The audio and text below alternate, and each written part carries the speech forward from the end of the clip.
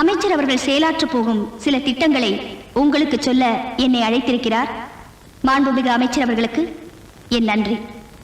இதுவரை அரசு திட்டங்களை நாட்டுக்கு அறிவித்த அமைச்சர் அவர்கள் இனிமேல் அவரது சொந்த உடைமைகளை நாட்டுக்கு அர்ப்பணிப்பதை பற்றி நான் கூறப்போகிறேன். அமைச்சர் அவர்களுக்கு சொந்தமான மகாபலிபுரத்தில் உள்ள 500 ஏக்கர் நிலத்தையும் அங்கு குடியிருக்கும் குடிசைவாசிகளுக்கே இலவசமாக வீடு கட்டுவதற்கு பட்டா செய்து தரப்போகிறார்.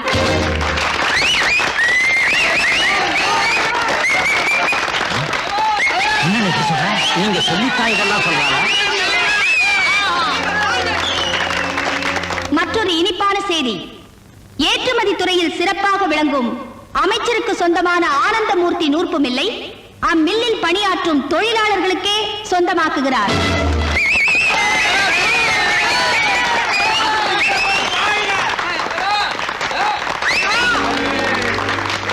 இனிமேல் அவர் அமைச்சர் பதவியில் இருக்கும் வரை சம்பளமே வாங்க போவது இல்லை.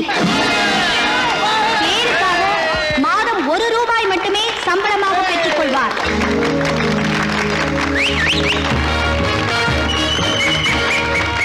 இது மட்டுமில்லை, நாளை முதல் அவர் ஏழைகளோடு ஏழையாக குடிசையில் தான் வாழப் போகிறார் என்பதை மிகவும் மகிழ்ச்சியுடன் தெரிவித்துக் கொள்கிறேன்.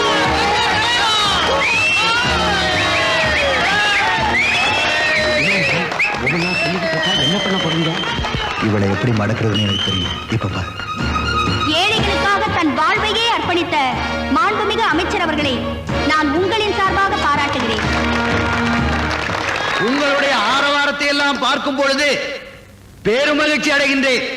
அர்ச்சனா அவர்கள் சொன்னதைப் போல என்னுடைய சொத்துக்கள் அனைத்தையும் பத்திரத்திலே எழுதி இதே மேடையிலே உங்கள் முன்னிலையிலே கையொப்பமிட வேண்டும் என்று நினைக்கிறேன்.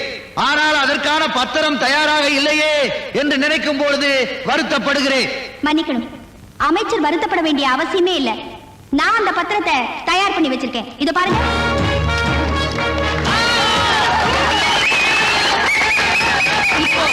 உங்க முன்னாலேயே அவர் இந்த பத்திரத்துல கையெழுத்து போட போகிறார்.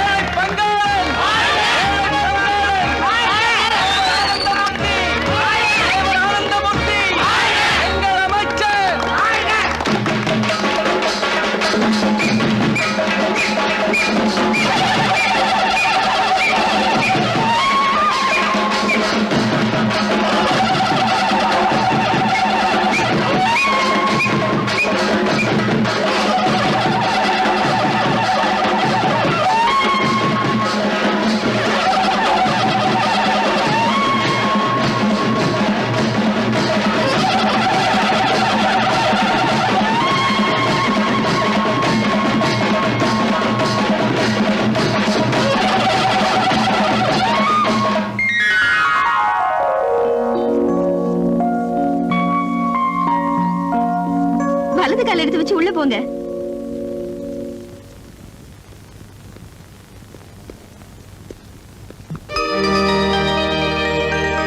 அண்ணே, இனிமே உங்க புகழ் எங்கேயோ போயிடும்னே. உனக்கு வேணும் ஐயா, வேணும். அண்ணன் நொந்து போயிருக்காரு, குத்தி பேசுறிய. ஒரு பொம்பளை வெளியில தலை காட்ட முடியாம என்ன அசிங்கப்படுத்திட்டு போயிட்டா உங்களுக்கு கிண்டலா இருக்க? கூடவே ஒரு IAS ஆபீசர், ஒரு போலீஸ் ஆபீசர். என்ன பண்ணிட்டு இருந்தீங்க? என்ன பண்ணிட்டு இருந்தீங்க? என் சொத்து பூரா எழுதி வாங்கிட்டு போயிட்டால. இப்படி அவசரப்பட்டு கையெழுத்து போடுவீங்க நான் நினைக்கிறேன். என்ன அவமானப்படுத்துறதுக்கு பதிலா அவளை அவமானப்படுத்தணும். அந்த அவமானம் தாங்காம அவ தற்கொலை பண்ணிட்டு சாகணும். அதுக்கு ஏதாவது ஐடியா சொல்லுங்கயா, சொல்லுங்கயா. ஒரு அருமையான ஐடியா இருக்கு. என்ன?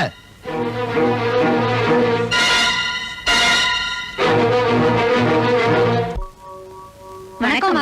வணக்கம். மேடத்தை பார்க்க வந்தோம். உட்காருங்க, வந்துருவாங்க.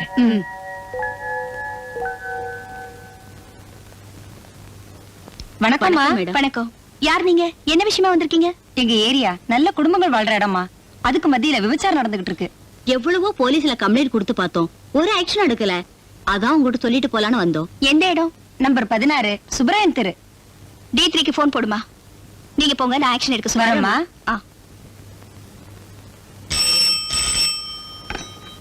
Hello, inspector Kumar speaking. Social welfare director Archana. என்ன அர்ச்சனா? ஐ அம் சாரி, சொல்லுங்க மேடம்.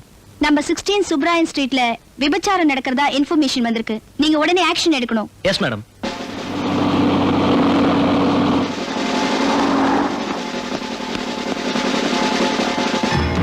உள்ள போய் பாருங்க. என்னடா மூஞ்சிய பாரு. ஓடா சீக்கிரம் மாட்டா. தெரியும் எல்லாம். போற என்னையா முறைக்கிற? கதவு தர மேடம். நீங்க இந்த விபச்சார விடுதிக்கு எப்படி வந்தீங்க? எனக்கு எதுவுமே தெரியாது தம்பி. நான் கோயிலுக்கு போயிட்டு வந்துட்டு இருந்தேன். 4 பேர் பலவந்தமா நீங்க கூட்டிட்டு வந்து அடைச்சு வச்சுட்டாங்க. மத்தபடி எனக்கு எதுவும் தெரியாதுப்பா.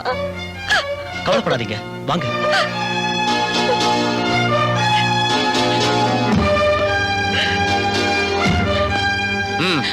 சார், இவங்க ஐஏஎஸ் ஆபீசர் அர்ச்சனாவோட அம்மா சார். யாரா இருந்தா என்ன? அரெஸ்ட் பண்ணுங்க.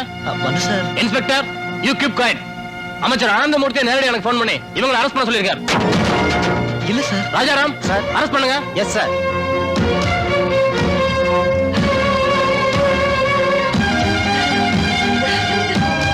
எல்லாரும் வேலை ஏத்துங்க. வாங்கடா.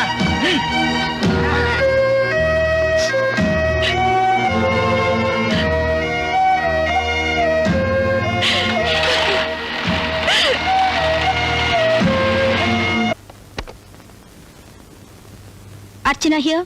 மேடம், நான் இன்ஸ்பெக்டர் குமார் பேசுறேன். Yes. I am sorry to tell you bad news. What? விபச்சார விடுதி நடத்தினதா போய் சொல்லி உங்க அம்மாவை கைது பண்ணிட்டாங்க.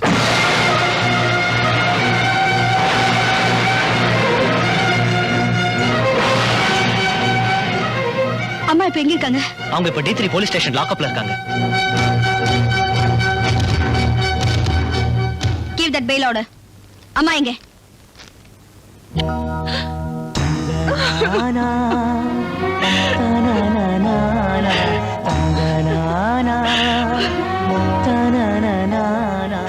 ஏம்மா அழறீங்க? நான் தான் வந்துட்டேன்ல. நான் எனக்காக அழலம்மா. என்னால உன் அந்தஸ்துக்கு பங்கு வந்துருச்சேன்னு தான் அழறேன்.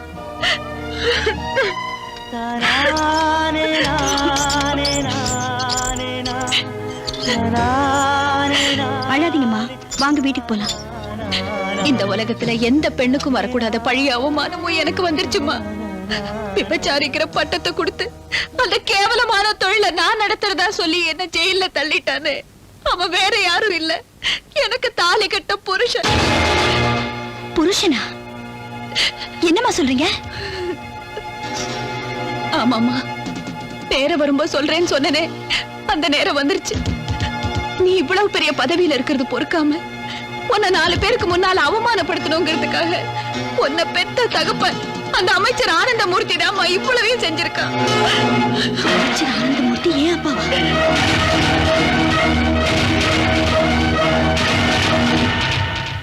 மிஸ்டர் ஆனந்தமூர்த்தி,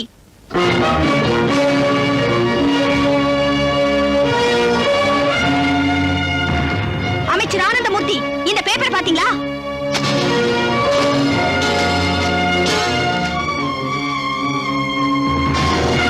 இதுல இருக்கிற போட்டோவை பாத்தீங்களா? இவங்க யாருன்னு தெரியுதா? தெரியாது. ஏன்னா நீங்க தான் நேரத்துக்கு நேரம் பொண்ணுங்களை மாத்துறவராச்சே. 25 வருஷத்துக்கு முன்னால பவானிங்கிற ஒரு பொண்ணை ஏமாத்தி அவ வயித்துல ஒரு குழந்தையை கொடுத்துட்டு தாலியை அறுத்துட்டு துரத்துறீங்களே, அவங்கதான் இந்த அம்மா. இப்போ விபச்சார தொழில் நடத்துனாங்கன்னு வீணா பழி சுமத்தி லாக்அப்ல போட்டீங்களே, அதுவும் இந்த அம்மா தான். அந்த அம்மாவோட பொண்ணுதான் நான், இந்த அர்ச்சனா. தாலி கட்டின பொண்டாட்டிக்கே துரோகம் செஞ்ச நீங்க பெண்கள் நலனுக்காகவே பாடுபடுற சமுதாய நலத்துறை அமைச்சர். வெக்கமா இல்ல? அவங்க என்னோட அம்மாங்கிற ஒரே காரணத்துக்காக அந்த உத்தமை மேல இவ்வளவு பெரிய பழிய சுமத்திட்டீங்களே, நீங்க எல்லாம் மனுஷங்களா? Stop it Archana. அவர் ஒரு அமைச்சர், அவர் கீழே வேலை பார்க்குற அதிகாரி. நீங்க நேர்மையா பாடுபடுற அவரை பத்தி இந்த மாதிரி கண்ணா பண்ண பேசக்கூடாது. பார்த்தாலே தெரியுது உங்க நேர்மை. லஞ்சத்தை பங்கு போட்டுட்டு இருக்கீங்களே. மேடம், ஆதாரம் இல்லாம எதையும் பேசாதீங்க. ஆதாரத்தை பத்தி நீங்க பேசுறீங்களா? குற்றவாளியை தப்பிக்க விட்டு FIR மாத்தி எழுதி குறுக்கு வழியில ப்ரமோஷன் வாங்குறவராச்சே நீங்க. மேடம், நீங்க ஓவரா போறீங்க. உங்க மேல நடவடிக்கை எடுக்க வேண்டியது வரும். நடவடிக்கை எடுக்கிறதுக்கு சில தகுதியும் யோகிதையும் வேணும். ஒரு சாதாரண குமாஸ்தா 100 ரூபாய் லஞ்சம் வாங்கினா அவனை உடனே சஸ்பெண்ட் பண்றீங்க. இப்ப நீங்க லட்சக்கணக்கில் லஞ்சம் வாங்குறீங்களே, உங்க மேல நடவடிக்கை எடுக்கிறது யார் சார்? ஏய், என்ன பேசிக்கிட்டே போற? பொம்பளையாச்சேன்னு பாக்குற? டேய், ஊரை கொள்ளையடிச்சு உடம்ப வளர்க்கிற நீ என்கிட்ட உன் திமிர காட்டுற? என்ன சொன்ன?